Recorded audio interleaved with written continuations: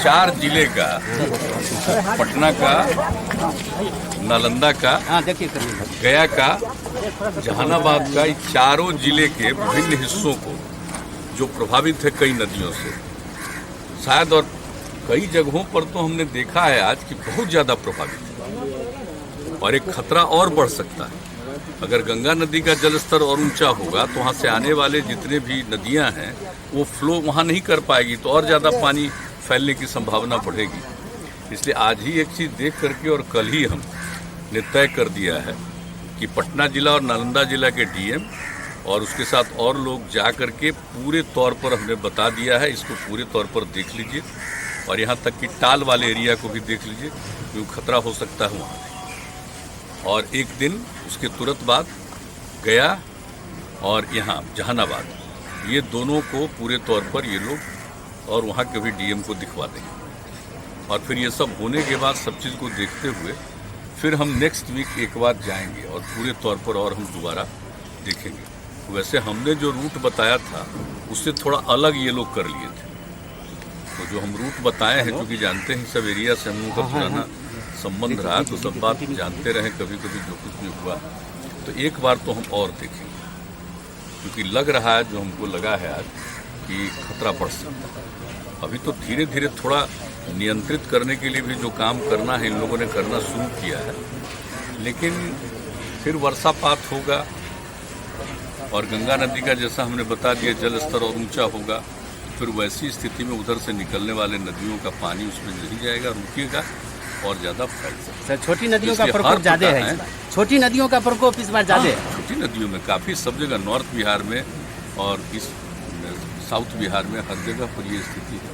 तो आज हम इसी को देखने के लिए हम निकले थे क्योंकि जो कुछ भी हमने देखा है और हर दिन यहाँ से जो खबर आती है एक एक जगह के बारे में कि कहाँ पर क्या नदियों की स्थिति है, सारी खबर इन लोगों के डिपार्टमेंट के द्वारा जो हमको मिलता है, तो उसके बाद उसको देखते हुए और जो समाचार पत्रों में भी खबरें छपती और फिर कई लोग अपने अपनी जगहों से हमारे यहाँ फ़ोन करके जो बात बताते हैं, उसके आधार पर हमको ये लगा कि बहुत ज़रूरी है इसको देखना और ताकि तत्काल लोगों के हित में और लोगों को राहत पहुंचाने के लिए काम ठीक ढंग से हो सके। सर, नदी जोड़ो योजना के बारे में आपने निर्देश दिया था। नहीं, वो तो एक अलग है हमारा। छोटी छोटी नदियों को अगर जोड़ा जाएगा तो ज़्यादा उससे एडवांटेज मिल सकता है। एक तो पानी को सुरक्षित करने का भी हो जाएगा, बाकी जहाँ पर भी जल का संकट होता है वहाँ संकट दूर होगा, वो एक अलग विषय है। लेकिन अभी का जो विषय है ना, अभी का विषय है लोगों को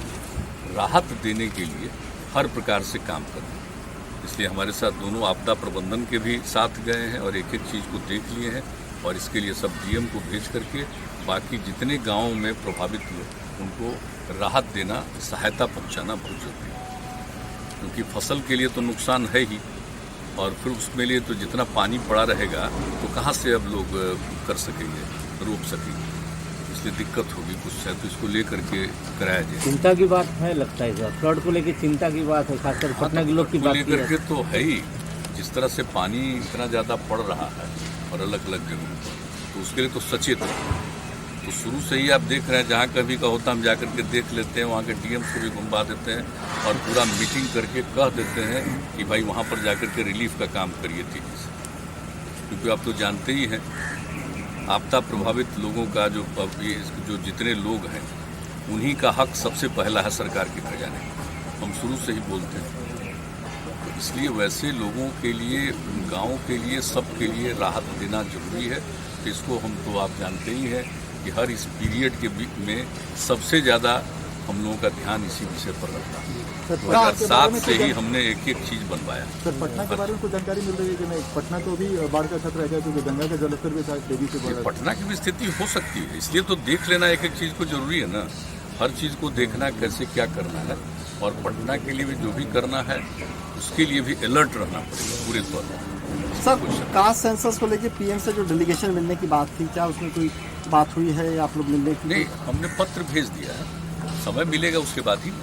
आपके एमपी अमित शाह से मिले, पीएम से नहीं मिल पाए, जबकि संतोष मांझी से कल पीएम के एमपी लोगों ने लिख करके दिया, वहीं से आया, तो अमित शाह जी से भी लोगों ने बातचीत किया है और अपनी बात रखी। सर, फोन टैपिंग मामले पर सुप्रीम कोर्ट में सुनवाई चल रही है। केंद्र सरकार ने कहा है कि कोई सबूत नहीं मिले हैं, लेकिन सुप्रीम कोर्ट ने कहा है कि 2 साल देरी के बाद आखिर क्यों शिकायत की गई है।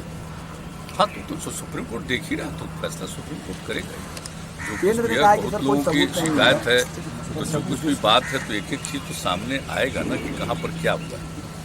तो इसके लिए तो बात हुई नहीं, तो ठीक है। जातीय जनगणना को लेकर के जब जिस तरह सुप्रीम कोर्ट में कोई मामला है तो फिर उसमें सोचना क्या है? सर, कल जो केंद्रीय कैबिनेट में लालू जी एक्टिव हो गए हैं। अरे चलिए ना, सबको अपना